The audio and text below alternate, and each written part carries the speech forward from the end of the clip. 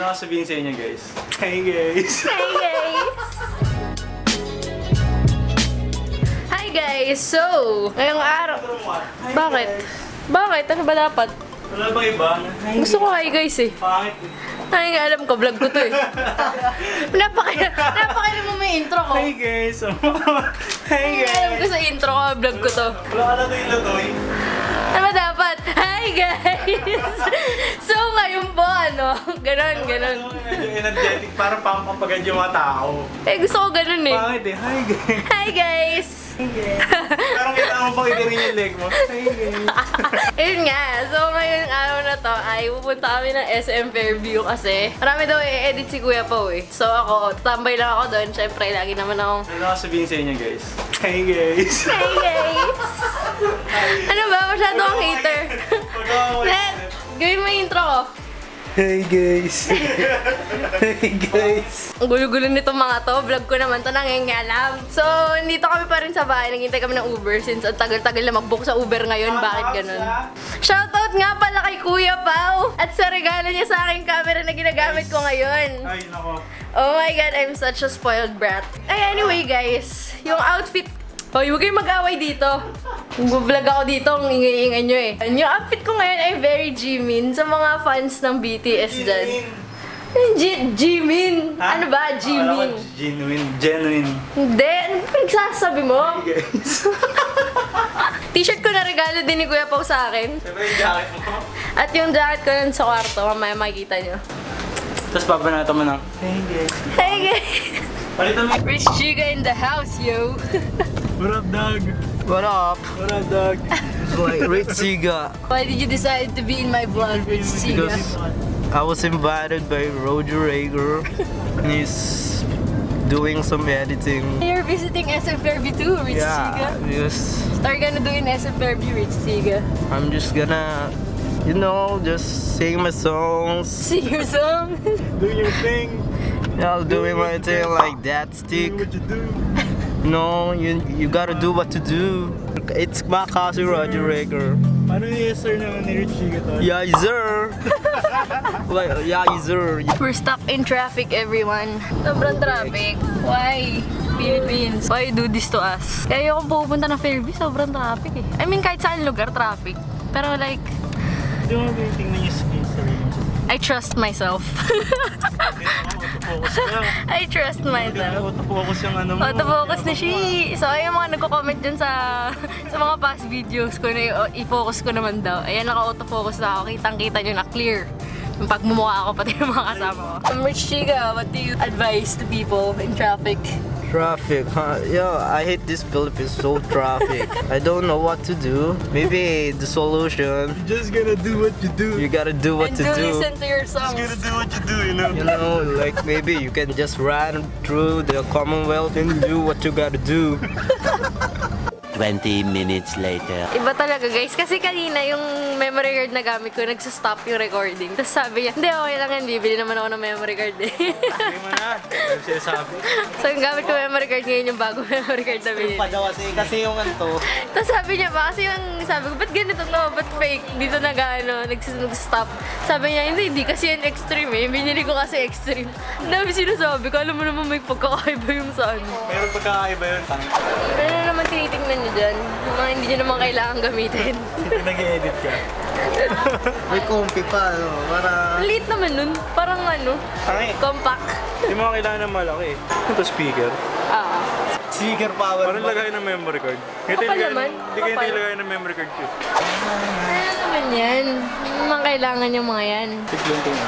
Borsa. Nilalagay sa kanin. Sa kanin. Ano? Ano?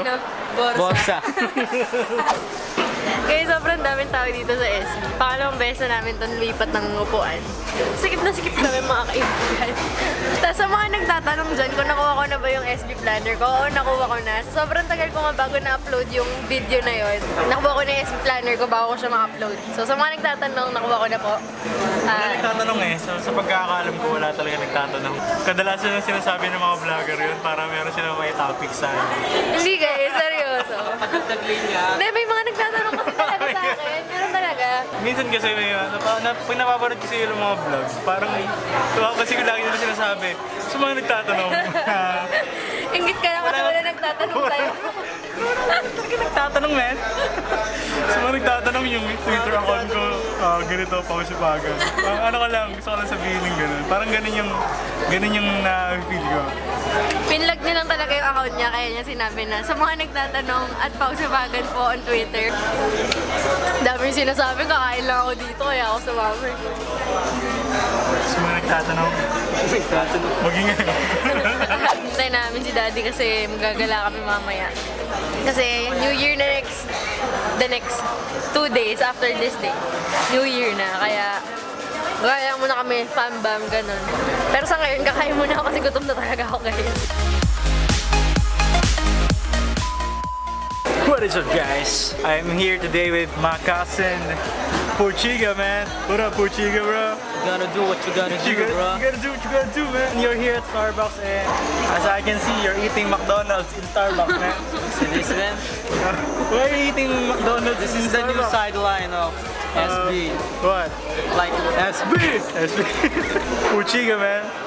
like my dude, so. Eating McDonald's in Starbucks since 2016, man. It's a good, good combination, my. Boy, are you speaking Tagalog now, Porchiga? Slide. Konti lang. Konti lang. Can you show me your moves? I'ma pull up with that stick and hit your You gotta do what you gotta do. Yeah. Porchiga, man. Yung the signature pose, man. Signature pose.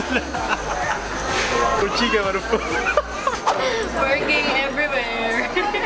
Guys, every time na nasa Starbucks kami ni Kuya Pao, lagi lang siya nag-edit ng mga vlogs, nag-edit ng mga worksheet and Feeling na stuff. may bahay siya. Pero may feeling na may bahay na siya. Ang ganda-ganda ng kwarto. Kaso na tamad siya gumawa. Kaya nga nasa SB talaga kami. Or kahit hindi naman SB, basta wala kami sa bahay. Kasi doon yung productivity level niya sobrang taas. Pero pag nasa bahay kami, sound trip lang siya ng BTS. Huh? May sound trip lang ng BTS pag nasa bahay. Sino? Ikaw. Hindi, sa totoo lang guys, yung pinapadugtog niya sa bahay na K-pop song. Don't Wanna Cry ng 17. Tapos every time, inaasar niya ako lagi na pag kunyari nakita niya yung wallpaper ko, sabi niya, ay yun ba yung sa 17? Sobrang, alam niya naman na fan ako ng BTS. Tapos yung nasasabi niya sa akin na, ay yun ba yung sa 17? Hindi kasi, kaya lang nakikita na nakapump up. Alam mo yung parang pang-exercisyo. Wow! Triggered! I'm hurt. Triggered, man! Kaya niya gusto yung Go-Go na kanta. Yung pinaka-tugtog niya kasama niya si Juni Boy. Kasi daw sobrang nakaka-hype up. Triggered! Wala lang talaga ako magawa kaya sumama ako kasi ayoko sa bahay.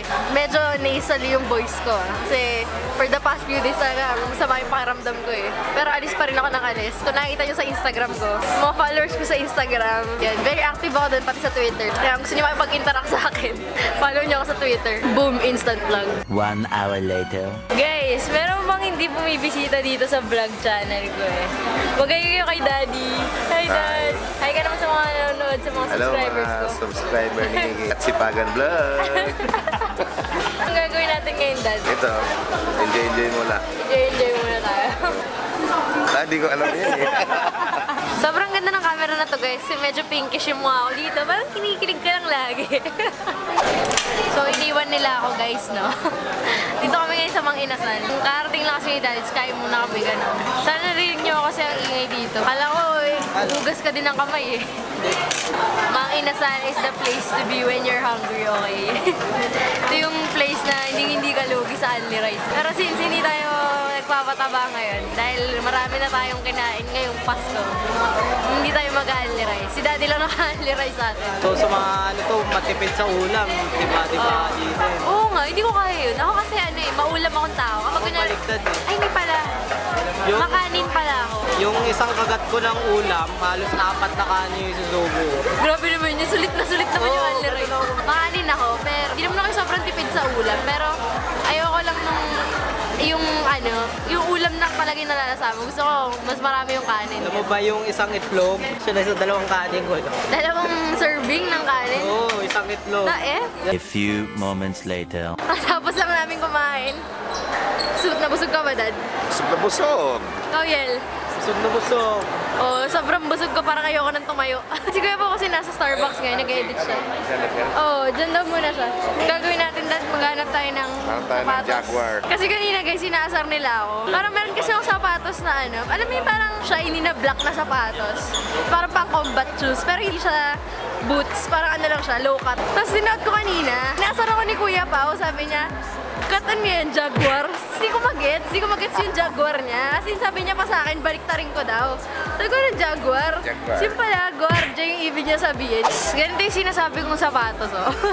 Ganito ka shiny yung sapatos sa suot ko. Tapos sabi niya, mukha daw akong Guardia. Masyadong bully. Hindi ko na tuloy sinuot, nag-white shoes na lang ako. Very OD. Doon na lang siguro. Okay lang sa'yo yung hindi tali-tali. Yung walang tali, gusto ko. Seryoso siya naghahanap ng sapatos, ha? Meanwhile, ako, tagasama lang naman ako lagi sa mga lakad. Meanwhile. Dad, kinalat mo na lahat ng sapatos. Di mo naman. Ganun talaga na nagsusukat. Di mo naman yung mga kalat niyang sapatos. Di pa rin niya nahanap yung tamang sapatos. Ito naman para- sapatos ko. 511 yan. Ano? 511 yan. 511. Okay, kung ano mang brand yun, di ko yun alam. Luos ko pwede dito. Ayun na lang, mas okay yan. Ay, di feeling ko patutok na pagod sa gilid yan.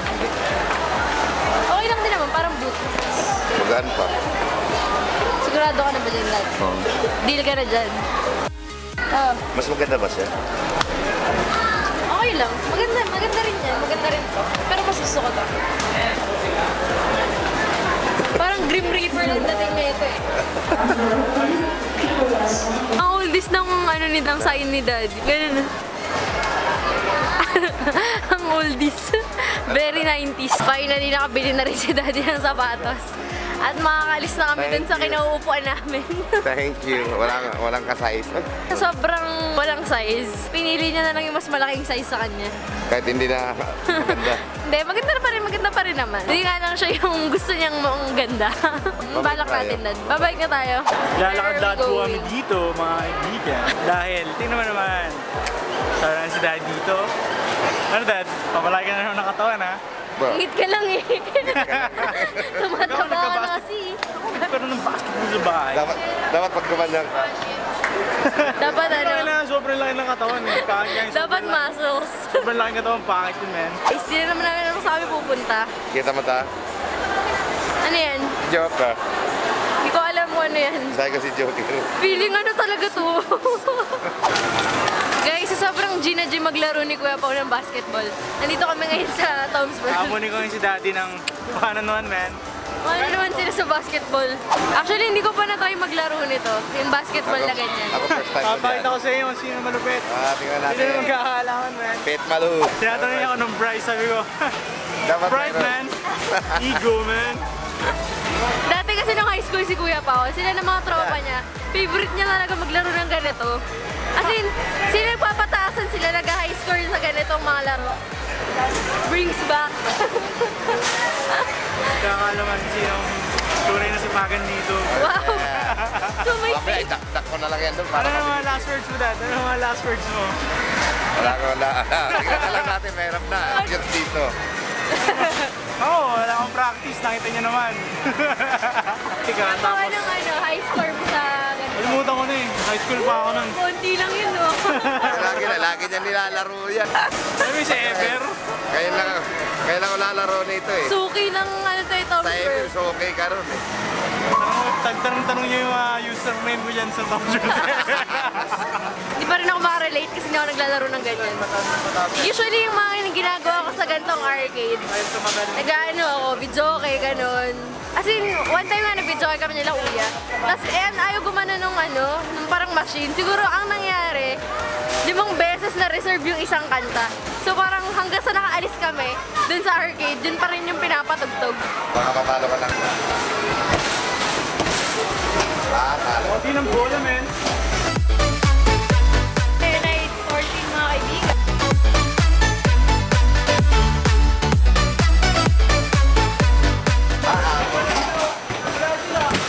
Oh, di wow. Bakit ng bola, men? Kaibigan. Kita niyo naman, seryoso siya sa ginagawa niya. kasi ng bola eh. Tatay na kapag ikaw hindi umabot ng 50 na lang. Tagal pag hindi ako umabot ng 50, kawawa. Ang bagal ng bola. Okay, ang score niya ay 128 mga kaibigan. Mataas na kay Dad. Bilisan mo bola. Kakaya.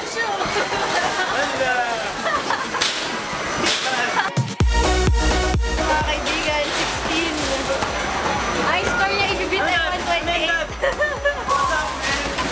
What's up, man?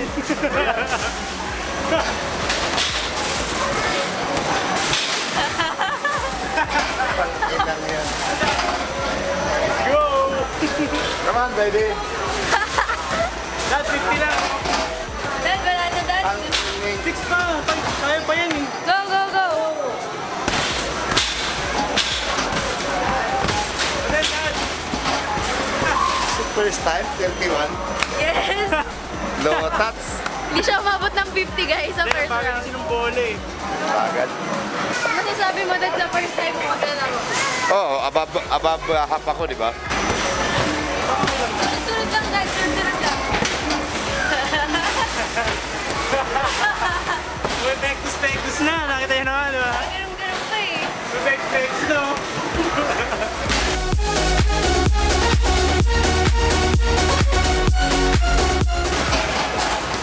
Hey! Oh, tama lang. Go, go, go. Dad! Go, go, go. Go! Kaya yun, no? Umabot, Tatlo na lang. Ano, Dad? Wala akong din. 3 puntos na lang hindi pa umabot. Dad, ano masasabi mo? Kala ko magba-buzzer beater si Daddy eh. Kala ko mag-ano ng buzzer beater. Eh. Nagpagutom lang talaga sila kaya sila dumaan dito sa ano eh. Sa basketball eh. Proud na proud oh. Magkano isa nun? Yung piso lang yun. Isang mo nga yan. Magpa-practicean na mga kaibigan. First time kasi. May tropa ako, maabot ng 500 plus. Kasi tulad. Grabe. Oo. Naiwan na naman ako sa table, no? Ako na naman lagi naiiwan sa table kapag umorder sila. Dito kami sa Tokyo. Kakain sila ni Daddy. Ako busog pa ako eh. Mahaba na ng bangs ko. Yung alam niyo yung feeling na gusto ko siyang gupitan. Pero at the same time, ayoko na rin ng full bangs. So, hindi ko alam kung anong gusto kong gawin sa buhay ko. Gusto ko magpakulay ng buhok. Kaso bawal sa college namin. Hindi ko gets anong essence ng pagbabawal nila ng pagkukulay ng buhok. Like, meron bang studies na ganun? Parang researches na hair color affects the grades of the students. Feeling ko wala namang epekto yun. Bakit ayaw nila? I don't get it. Nung first year ako guys, nagpa-brown na, parang nagpa-blonde ako ng buhok. Pero hindi siya sobrang blonde. Parang ano lang siya, super light brown. Tapos idea na, super light brown buhok ko. First year ako, ganyan. Tapos alam niyo ba guys, hindi ako pinag-ID. As in, hindi nila ako pinayagan magpa-ID kasi daw may kulay yung buhok ko. Like why? Bakit? Hindi ko gets. So, napilitan ako magpa-black ng buhok kaya sobrang dry yung buhok ko. Dahil doon. Tapos alam niyo ba guys, yung ID picture ko, brown pa din yung lumabas na buhok. Parang wak. Bakit? Walang porkat sa dun, man. Di wow. Tara na. Bigat ng bag mo. Kunin mo na yan. Wala daw yung gusto niya, kaya nilipat kami. Bakit? Sarap-sarap na ng upo ko eh. Ang tanong ko ba?